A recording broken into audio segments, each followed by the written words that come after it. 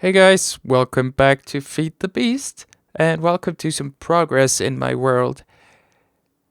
Now, this looks a little bit different, and the reason for that is that I had recorded a lot of footage without enabling the sound being recorded, and I didn't even double check that until I'd been at this for a couple of days, which kind of sucked. But I still had the footage, so here we are. I went to the Nether and I gathered a lot of stuff using Silk Touch pickaxes, and this is obviously sped up and very condensed just to walk you through it. Feeding all that Nether ore through machines made them, multiply them up, and that was really nice. I also got some steel, which I used to make a steel tank.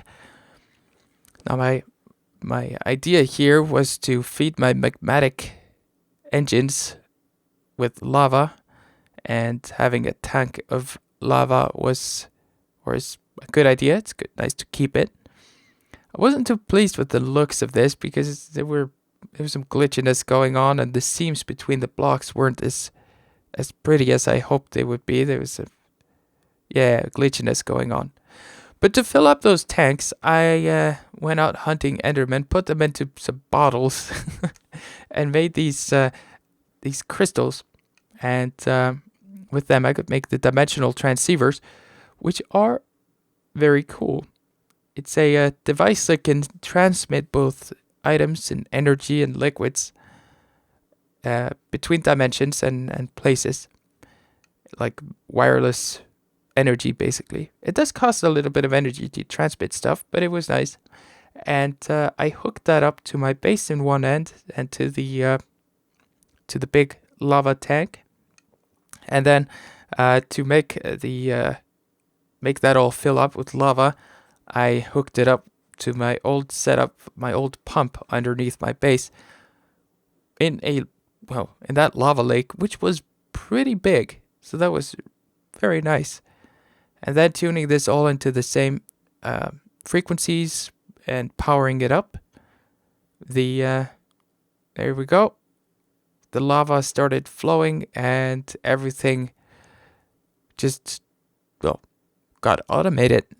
And this lasted me quite some time, and that tank could hold a whole bunch of lava. Really, I mean, for my use. But that was about to change. You can see there how quickly it drained. It was amazing.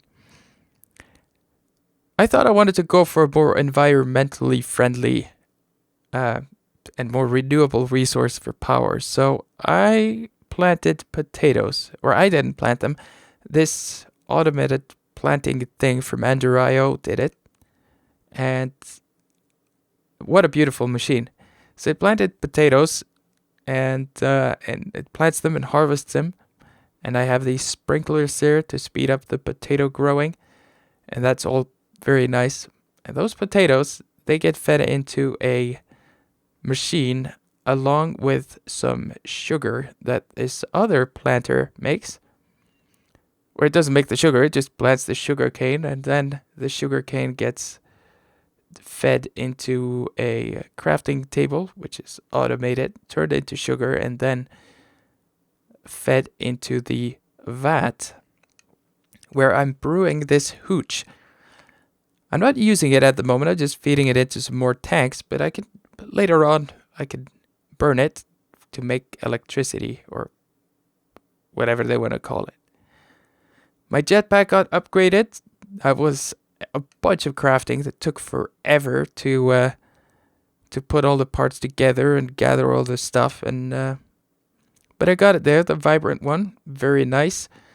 And it uses a whole heap of power. You can see how quickly it drains there, minus 10,000. Some crazy stuff. And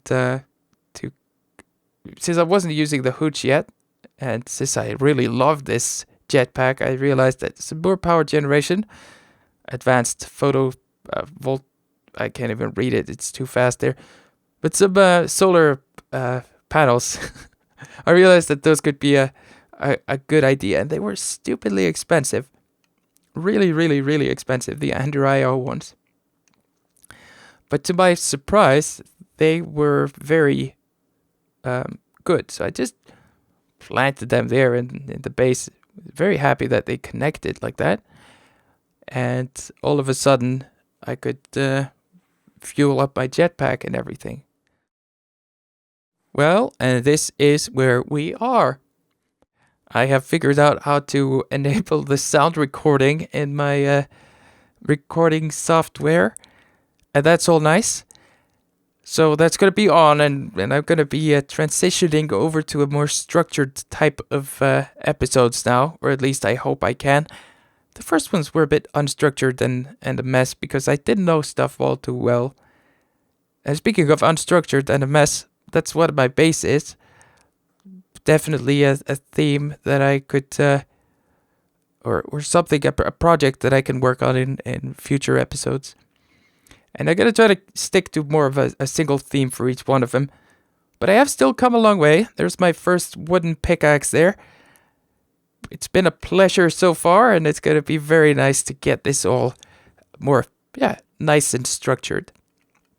I have to burn up some of the hooch that these potatoes are making me, and then we'll just have to see.